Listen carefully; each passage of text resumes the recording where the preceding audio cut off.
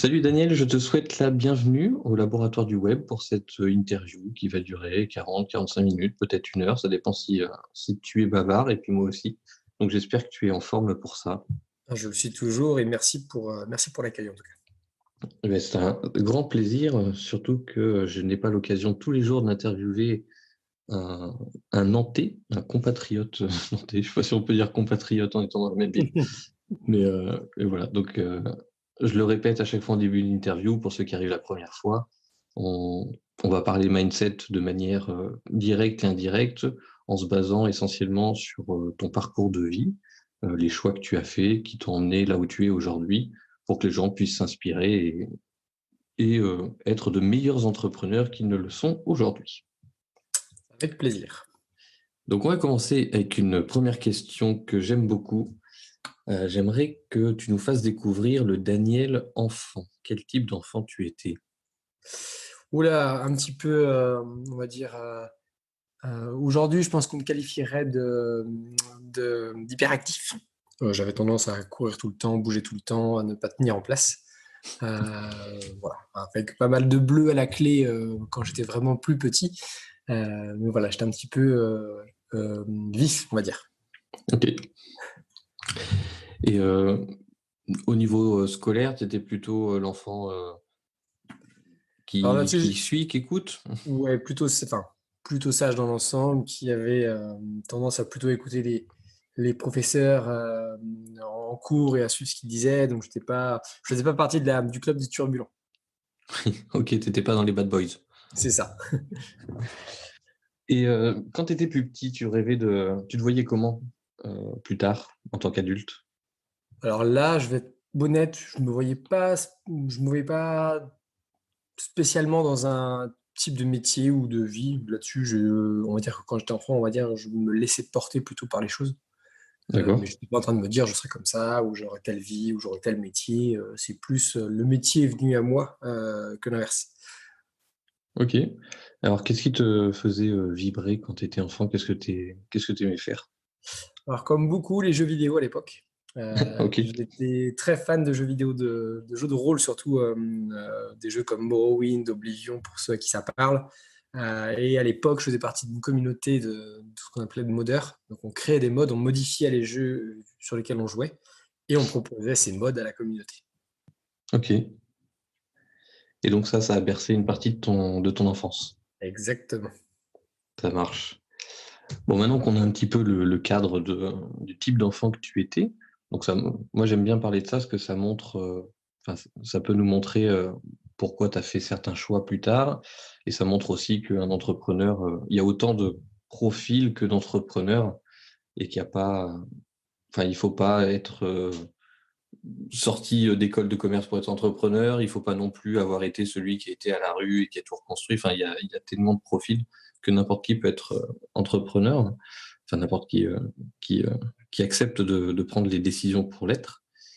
Du coup, avant qu'on rentre plus en détail, j'aimerais que tu présentes ce que fait Daniel aujourd'hui, en 2020, à l'époque où on enregistre cette interview.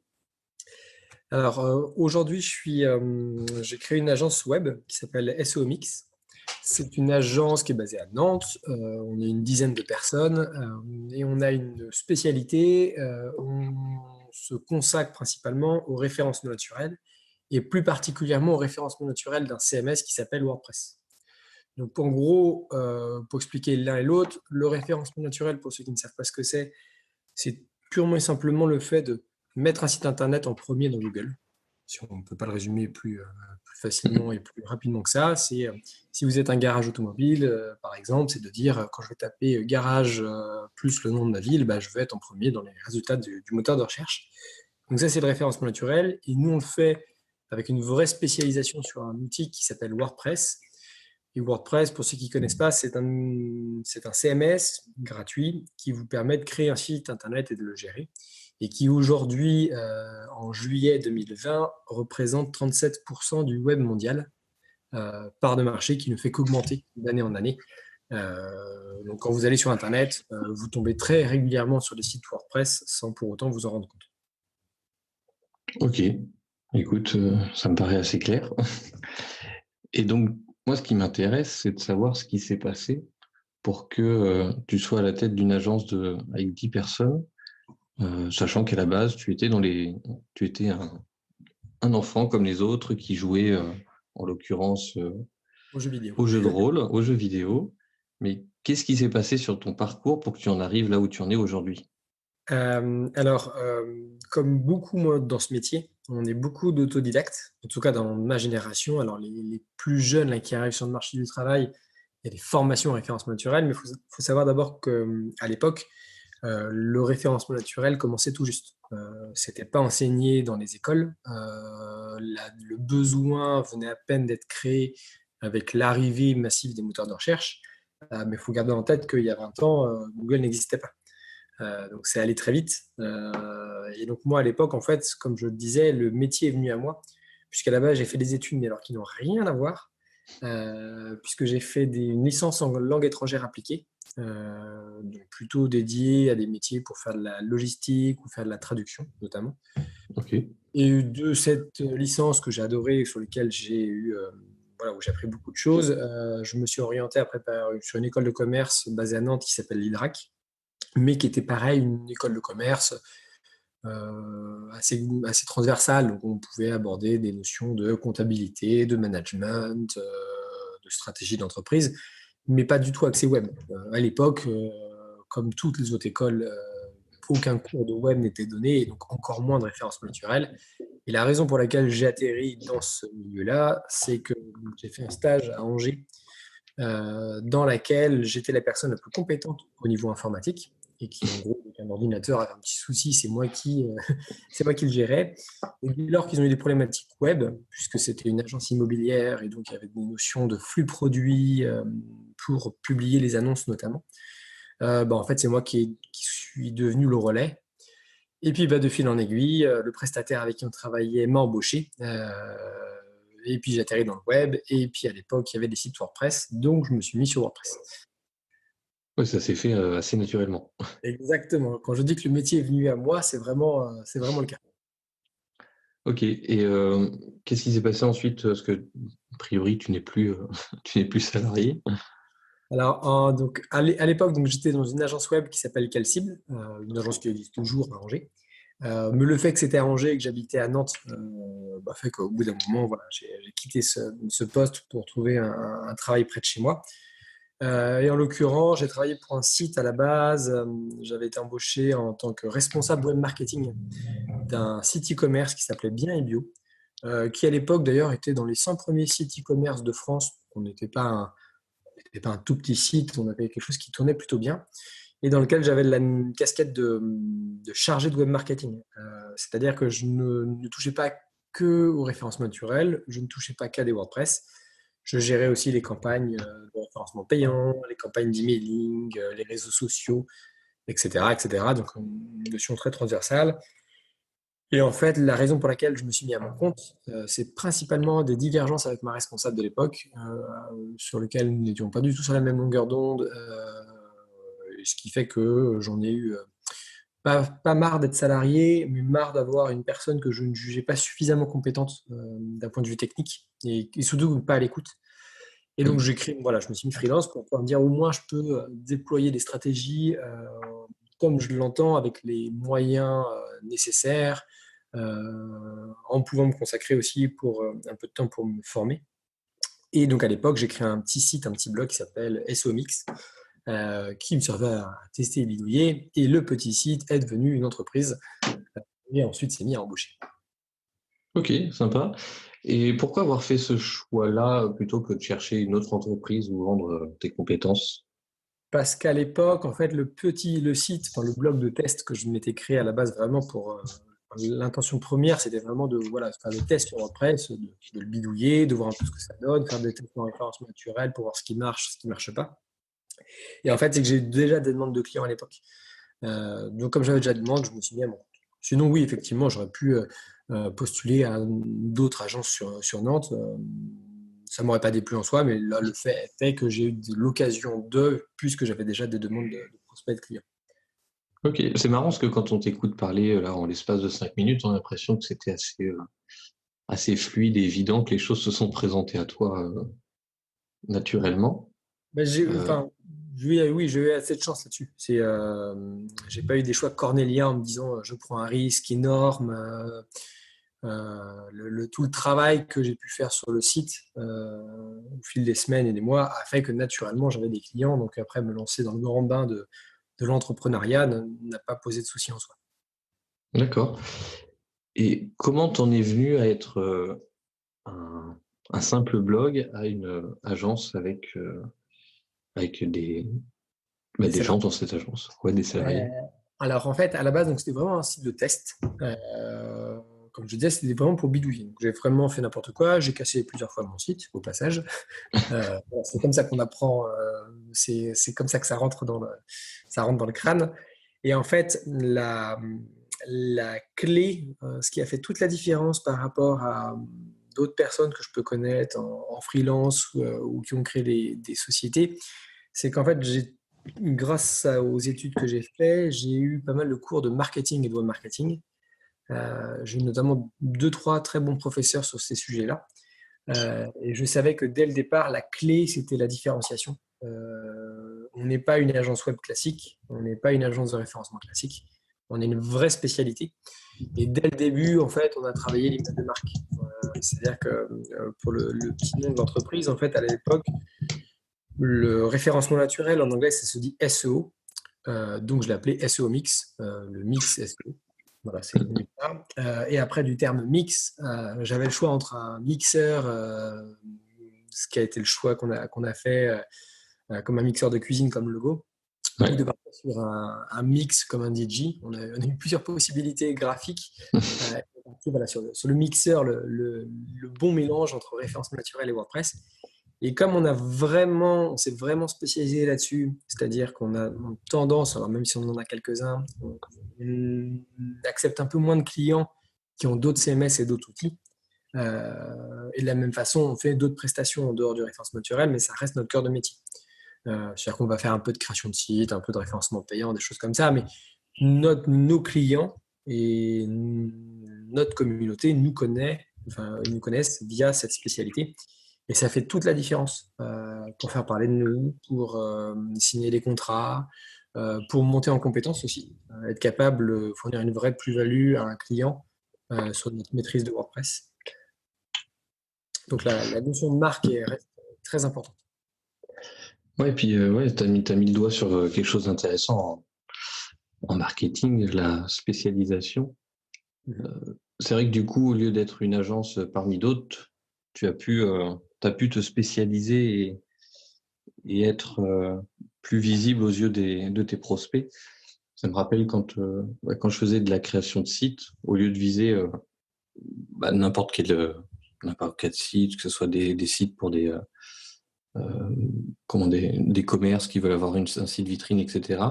Je m'étais spécialisé chez les infopreneurs. Mhm. Et du coup, il y avait l'avantage que je parlais le même vocabulaire qu'eux. On avait un dialogue qui était fluide. Je savais ce que ça voulait dire de segmenter, je savais ce que c'était capturer un email, etc. Et du coup, les gens venaient plus facilement pour cette spécialisation. Et ça me rassure quand même quand tu as dit que tu avais fait tomber plusieurs fois ton site, enfin que tu avais fait des erreurs. Au moins, tout n'a pas été si fluide que ça. Oui, Tu es donc humain. exactement.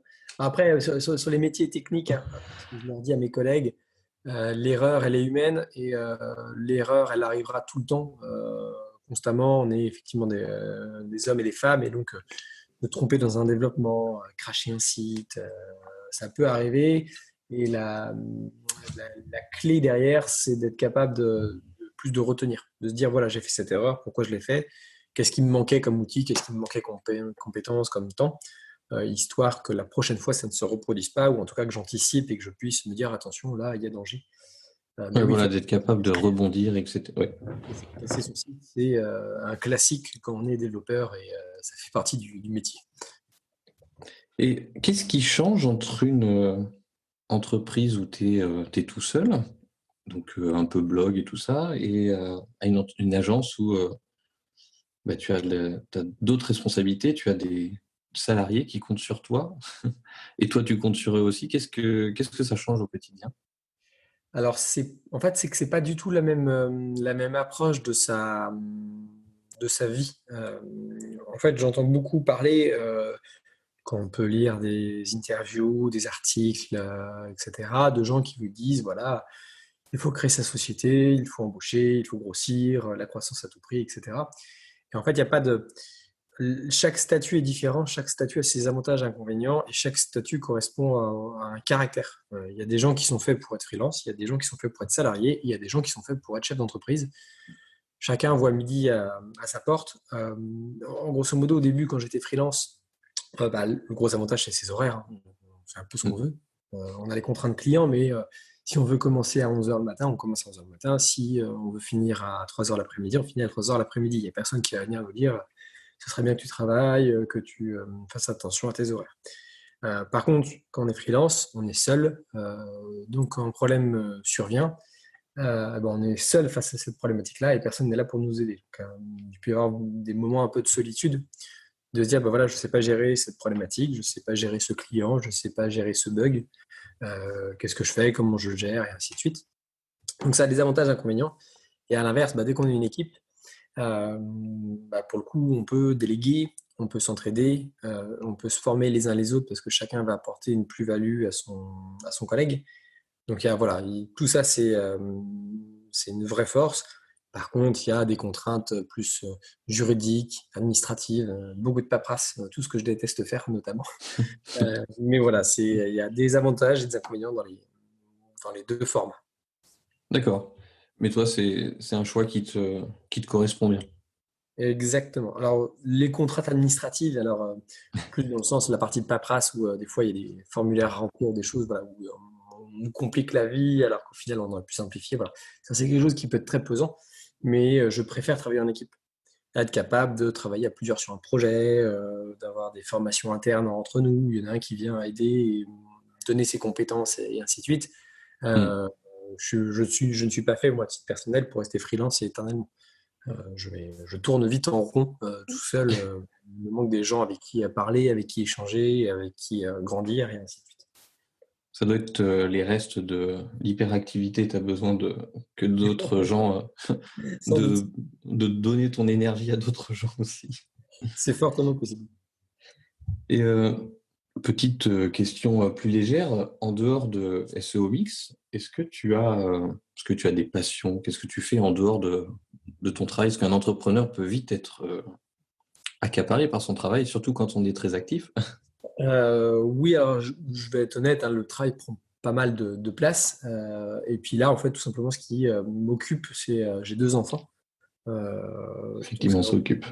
beaucoup de son temps, surtout qu'ils restent relativement jeunes. Donc le soir, le week-end, on passe du temps avec eux, on s'occupe. Et plus le fait de sortir pour voir les amis, la famille, on a un planning assez chargé. Donc après, autant avant, j'avais quelques activités en dehors. Je faisais du sport, par exemple, ce que je ne fais plus et que je devrais, notamment. Mais voilà, je faisais par exemple de la percussion, je faisais d'un instrument de musique qui s'appelle le caron. Mais là, voilà, par manque de temps, notamment avec les enfants en bas âge, c'est un peu plus compliqué, mais quand ils grandiront, ce sera plus simple de m'y remettre. Putain, on aurait fait l'interview en physique, je t'aurais amené le Caron, tu nous aurais fait une démo. Exactement. Effectivement, et les enfants peuvent vite nous occuper, surtout pendant le confinement, ça devait être... Ça a été un peu compliqué, mais comme tous les gens qui ont dû télétravailler avec des enfants en même temps à garder, ça a été un peu sport, mais ça s'est géré quand même. Donc, on s'en est sorti et puis on a réussi à travailler quand même et à quand même s'occuper des enfants en même temps. Oui, finalement, ça... Enfin, on est toujours, pour parler mindset un peu, on est toujours un peu réticent au changement, naturellement. C'est jamais confortable, même quand on prend l'habitude de le faire. Mais finalement, on s'aperçoit que on est capable quand même de facilement s'adapter et de trouver des solutions. Parce que je pense que la majorité des gens, le confinement leur est tombé dessus du jour au lendemain. Il a fallu s'adapter, mais après un temps d'adaptation, même si c'était pas toujours confortable, je pense, suivant certaines situations, hein, je pense qu'il y en a eu qui ont eu plus de chance que d'autres, hein. C'est plus facile quand tu es à deux dans une maison en campagne que quand tu es à quatre dans un appartement à Paris. Mais comme quoi, on arrive quand même toujours à trouver des solutions. Exactement.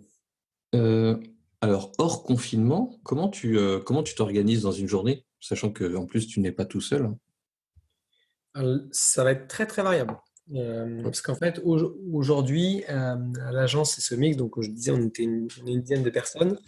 Le premier salarié de l'agence est devenu associé, donc Axel Janvier, qui aujourd'hui a le poste de directeur d'agence et qui maintenant gère à ma place toute la partie management, gestion de planning, une grosse partie de la gestion de facturation, gestion client, ce qui me libère beaucoup de temps.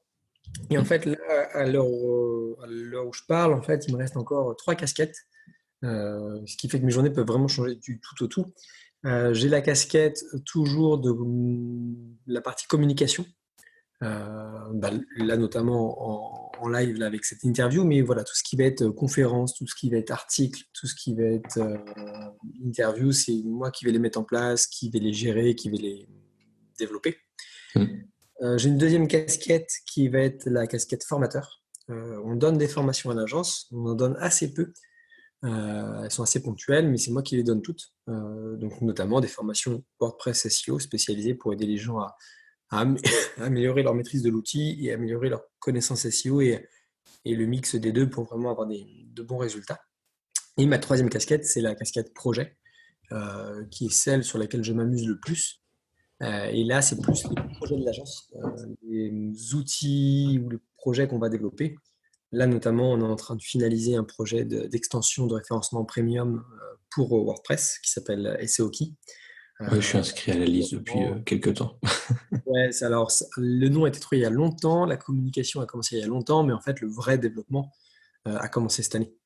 Ok. On a réellement commencé. Et puis, exactement comme pour l'agence, on ne veut surtout pas faire comme les autres. C'est-à-dire qu'aujourd'hui, sur cette notion d'extension qu'on va rajouter à son site pour améliorer son référencement, les extensions qui existent sur le marché font toutes à peu près la même chose.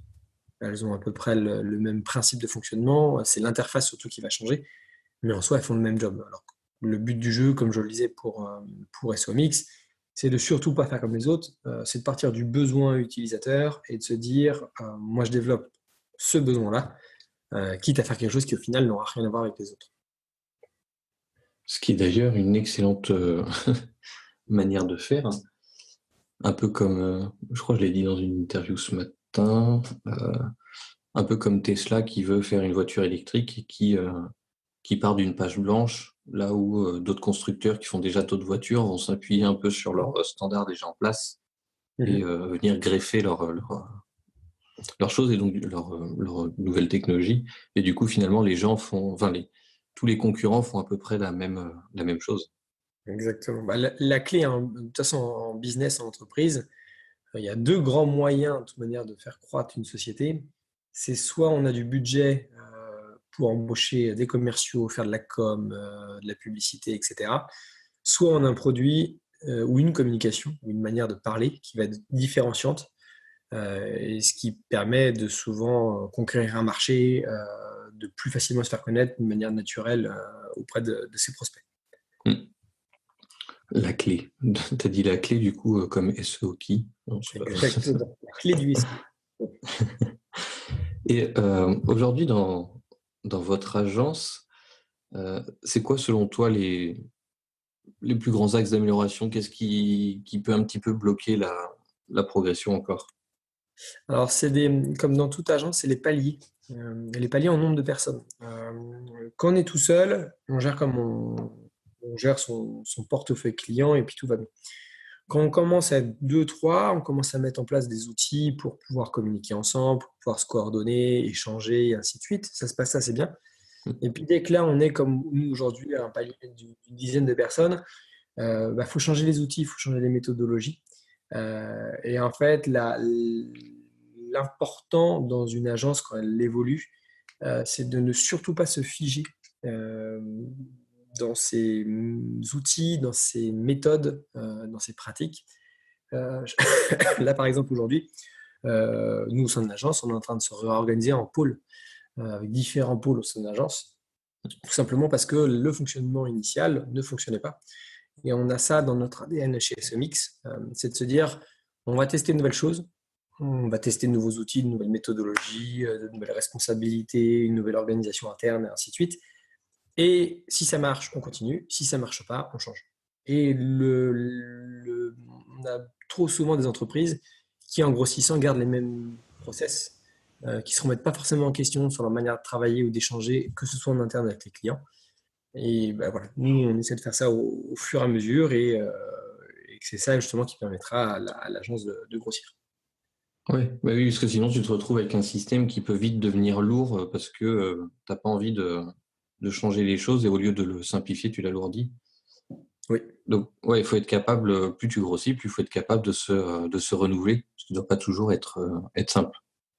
C'est pas toujours simple. Après, j'ai une équipe que j'adore et qui est beaucoup force de proposition de tout ce temps qu'ils sont. Et donc, ce qui est très bien, parce qu'en fait, aucun d'entre eux n'hésite à dire, bah, tiens, il y a ça qui va pas, ça on peut améliorer, ça c'est complètement stupide, on perd du temps. Et voilà, donc c'est très formateur et puis ça permet de réagir et de se dire, bah oui, effectivement, ça c'est pas adapté, bah, on va améliorer, on va changer, on va tester quelque chose de différent. Ok. Et est-ce que tu as des secrets à nous donner sur comment choisir son équipe, que ce soit au début des prestataires et potentiellement après des salariés, où du coup, ben, Al- tu as comme des contraintes, donc c'est bien de bien les choisir. Alors sur l'équipe, enfin nous, nos recrutements, il y a une grosse part du recrutement qui va se faire sur l'humain. Est-ce que la personne, juste le feeling passe bien? Est-ce qu'on arrive à l'entretien juste à discuter, parler de tout et de rien, de savoir d'où la personne vient et ainsi de suite. Voilà, le feeling déjà compte pour beaucoup. Les compétences, bien entendu, surtout qu'on a une spécialité donc WordPress SEO qui fait qu'on a des besoins de gens qui soient relativement compétents. Donc on a des séries de tests en fonction du type de poste dans lequel voilà, on va poser des questions, faire des tests écrits, etc. Mais après, le plus important sur la partie compétence, c'est pas que la personne soit entièrement compétente et qu'elle connaisse tout et qu'elle maîtrise tout. Le plus important, c'est de nous être capable de détecter que cette personne a un potentiel d'évolution. Il y a des gens qu'on peut recevoir, par exemple, en entretien, qui sont très sûrs d'eux, qui ont des fois un bon bagage technique, mais où on sent qu'ils vont être assez figés dans leurs évolutions. C'est-à-dire, on sent qu'ils vont pas aimer changer d'outils, changer de méthode, de se former à d'autres technologies, d'autres outils, ça les intéresse pas plus que ça, etc. Alors qu'à l'inverse, on a des gens des fois très curieux, moins compétentes, mais des personnes où on sait qu'elles ont un vrai potentiel d'évolution. Ok, oui, je vois, il faut qu'il y ait une certaine flexibilité à vouloir aller dans le même sens que l'agence. Bah, c'est que l'agence, c'est même que du métier en fait. Mm. C'est même pas au niveau de l'entreprise. C'est-à-dire qu'on ne veut pas des gens entre guillemets lèche-cul qui disent oui, voilà, on adore SOMX, SOMX c'est ma vie. Ça reste une entreprise, ça reste un travail. Non, c'est plus s'ils font ce métier-là, il faut qu'on sente qu'ils aient envie. Et je vais te donner un simple exemple. Dans nos entretiens, on est amené régulièrement à poser des questions techniques. Il arrive que la personne ne sache pas. Et à la rigueur qu'elle ne sache pas, c'est pas très grave en soi. Mais la manière dont elle va réagir à la question va beaucoup jouer. Si par exemple je pose une question technique que la personne ne sait pas me répondre, il y a des gens qui vont se bloquer, qui vont dire bah, je sais pas, puis qui vont attendre. Et la personne d'à côté qui va dire bah, je sais pas, par contre j'aimerais bien savoir ce que c'est, est-ce que vous pouvez me dire ce qu'il en est, quelle est la bonne réponse. Et rien que cette curiosité-là, ça change tout parce qu'on sait qu'au moins la personne, elle restera le temps qu'elle restera avec nous au sein de l'entreprise, mais au moins elle aura envie de faire ce métier, de se former, d'évoluer, de monter en compétences, et ainsi de suite. Ok, donc vous préférez avoir des profils curieux, des profils qui sont prêts à se remettre en question, d'avancer, même si ça peut potentiellement faire plus de turnover dans le sens où ça peut être des profils demandés ou des profils qui peuvent vouloir après avoir leur indépendance. C'est ça. Alors après, Ouais. le turnover, on en a toujours, hein, comme toutes les sociétés, les salariés d'aujourd'hui, s'ils veulent se lancer à leur compte, ils se lancent à leur compte. S'ils ont d'autres opportunités, ils vont voir d'autres opportunités. On sait qu'ils ne sont pas mariés à ce mix. Nous, ce qu'on essaie, c'est d'être le plus réglo avec eux pour juste que eux le soient avec nous. Voilà, c'est donnant, on leur donne de bonnes conditions de travail, on leur donne une bonne ambiance, en général le salaire qu'ils demandent, on les fait monter en compétences. Mais voilà, l'important, c'est au moins que quand ils sont à l'agence, voilà, qu'ils aiment leur métier, ce qui fait que ça se ressent après à tous les niveaux. Les clients sont plus contents parce que le travail est mieux fait, c'est plus fluide en interne, on passe de meilleures journées tout simplement quand on est au travail, et ainsi de suite. Oui, non, ça paraît tout à fait logique, mais c'est vrai que quand tu regardes par exemple des modèles de management, de fonctionnement à l'ancienne, ça n'a plus rien à voir. C'est ça. Et puis après, c'est aussi pour quelle raison on a créé sa société. Comme je le disais, moi, je ne l'ai pas créé pour être chef d'entreprise. Je ne l'ai pas créé pour gagner de l'argent. J'ai pas, voilà, c'était pas du tout le but initial. Le but, c'était de faire le métier qui me plaît. Donc, quand je recrute, c'est le même principe pour moi. Je recrute pas des gens qui sont là que pour le salaire, même si on travaille tous pour un salaire, hein, c'est pas la question. Mais je veux des gens qui soient motivés par leur métier, qui se disent, voilà, si je suis développeur WordPress, j'aime être développeur WordPress. Si je suis référenceur, j'aime être référenceur. Ok, oui, ça a du sens tout ça. Et d'ailleurs, comment tu vois ton entreprise dans les 10, 20 prochaines années? Bon, c'est un peu Euh, compliqué de se projeter sur certaines choses, alors, c'est très surtout dans le compliqué. monde technique, mais Alors, c'est très compliqué, d'autant qu'on a un métier qui évolue très vite.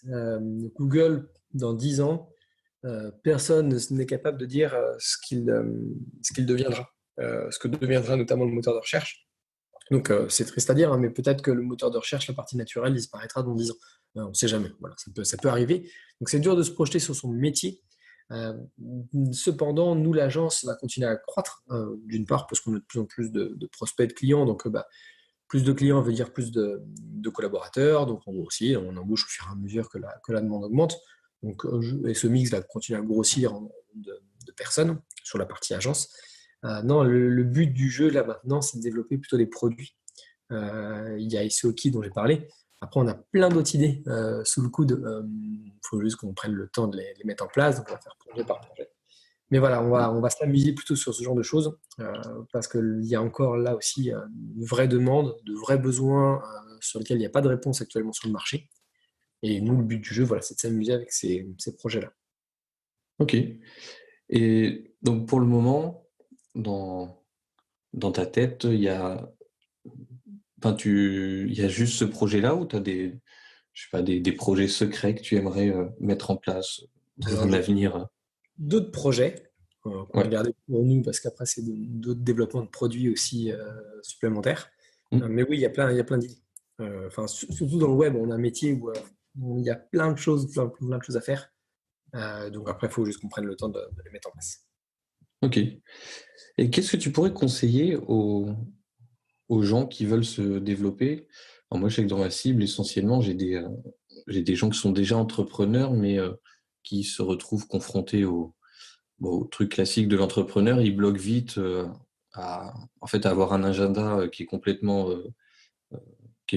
bloqué, un chiffre d'affaires qui plafonne, et ils sentent que il manque un truc pour évoluer. Est-ce que tu as des conseils que tu pourrais Alors, donner? en général, enfin, le palier, c'est de se forcer à recruter. C'est-à-dire de se dire, bah là, voilà, je prends l'exemple de la première embauche, on est seul, on a trop de travail pour tout seul, c'est-à-dire que notre emploi du temps est plein. Pourtant, on n'a pas de quoi occuper deux personnes à plein temps.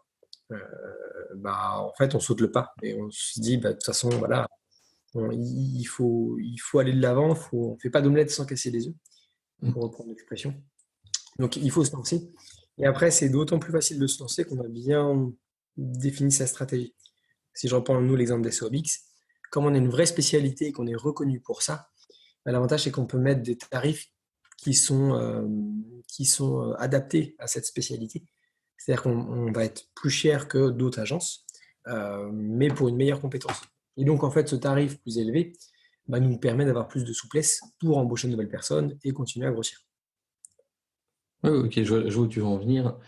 Effectivement, ouais, c'est ces transitions, des fois, qui sont pas faciles, comme tu disais. Ouais, tu peux C'est vouloir des paliers. déléguer, mais t'as pas encore assez. Mais finalement, rien que le fait de sauter le pas, bah, tu t'aperçois que ça va te dégager du temps pour faire d'autres choses et donc, du coup, te faire progresser. Exactement. Mais je l'avais vu, moi, quand j'ai commencé à avoir une assistante, donc depuis, ça fait 1 an et demi, 2 ans. Et au début, tu hésites, tu sais pas trop ce que tu peux lui déléguer. Puis au final, en fait, tu as envie de déléguer plein de choses et ton chiffre d'affaires augmente naturellement parce que tu te concentres sur des choses qui apportent plus à l'entreprise que, comme on disait au début, les tâches administratives, comptables, etc., qui sont obligatoires, mais qui sont pas toujours celles qui rapportent le plus à l'entreprise. Non, ouais, elles peuvent être assez chronophages, même si sur le principe, c'est des tâches où il y a une logique derrière, hein. Puis c'est normal, mais c'est que des fois, l'État français dans son ensemble a une tendance à complexifier des choses qui pourraient être faites de manière beaucoup plus fluide. Et donc, des fois, on perd du temps sur des choses vraiment très bêtes. Eh bien, écoute, j'ai fait quasiment le tour de mes questions. Est-ce que tu as des choses à rajouter? Pas spécialement. Après, pour reprendre, moi, sur la partie entrepreneuriale, le conseil que je peux donner, c'est vraiment de bien comprendre son marché et d'être capable de se différencier de ses concurrents sur ce marché-là. De bien comprendre le besoin utilisateur, c'est-à-dire qu'est-ce que les gens recherchent, quelle est leur problématique, et puis de s'adapter à ça, d'essayer de faire différent de ses concurrents, de ce que font les autres sur le marché. Et en général, si on y arrive, après, ça roule entre guillemets tout seul, puisqu'on va toucher un marché sur lequel on aura moins de concurrence, sur lequel on parlera plus facilement de nous, et ainsi de suite. Donc en fait, tout s'enchaîne. On obtient plus de chiffre d'affaires, on peut augmenter notre marge, on peut plus facilement recruter parce qu'on est reconnu comme étant différent, et ainsi de suite. Ouais, c'est assez logique et je te rejoins parfaitement parce que quand j'anime les ateliers sur Nantes, à côté de tes bureaux, là, Retravailler dans l'Ouest, hein, qui est une porte à côté de vos locaux, je crois. Pareil, quand je parle aux entrepreneurs, je leur explique le principe du besoin, d'aller comprendre quel est le besoin réel des gens et puis de s'adapter à ce besoin-là plutôt que de voir son entreprise comme quelque chose d'égoïste où on impose quelque chose à des gens qui ne le veulent pas forcément de cette manière-là. Tout à fait. Euh, alors, on l'a déjà dit, tout le monde le sait, mais où est-ce qu'on te retrouve? Alors, on me retrouve donc sur le site de l'agence, donc somix.fr. Vous verrez le petit site avec le petit mixeur comme logo. Vous pourrez me retrouver également sur mon blog personnel, danielrock.fr, sur lequel alors, je publie assez rarement, mais je publie de temps à autre. Et surtout, vous allez me retrouver sur les réseaux sociaux. Vous pouvez me trouver sur LinkedIn, vous pouvez me trouver sur Facebook, vous pouvez me trouver sur Twitter, sachant que je suis particulièrement actif sur Twitter. Mais voilà, vous pouvez facilement échanger avec moi, discuter, m'envoyer des messages. Ce sera avec grand plaisir. Ok, de toute façon, si on tape SEO Mix ou Daniel Rock, t'es bien référencé. Donc, Oui, normalement, ça, là-dessus, c'est pas trop débrouillé. ça devrait aller. Allez, merci. J'ai une dernière micro-question pour toi. Pas de bonne réponse, tu choisis ce que tu veux. Si tu avais un super pouvoir, ça serait lequel? Alors, si j'avais un super pouvoir, je crois que la téléportation. Pouvoir se dire qu'on est au travail et que le soir, on peut se téléporter sur une petite plage de sable fin au soleil, j'avoue que c'est un super pouvoir, celui-là, qui serait particulièrement pratique. J'avoue, avant de pouvoir revenir manger le soir et tout ça, pratique. Ouais. Ouais, c'est ça, partir en vacances en moins d'une minute, rentrer du travail en 30 secondes. Voilà. J'avoue que ce pouvoir-là m'intéresse particulièrement. Super, bon choix. Écoute, merci beaucoup Daniel. Et puis à très bientôt. De rien et merci de m'avoir invité en tout cas. Grand plaisir. Salut.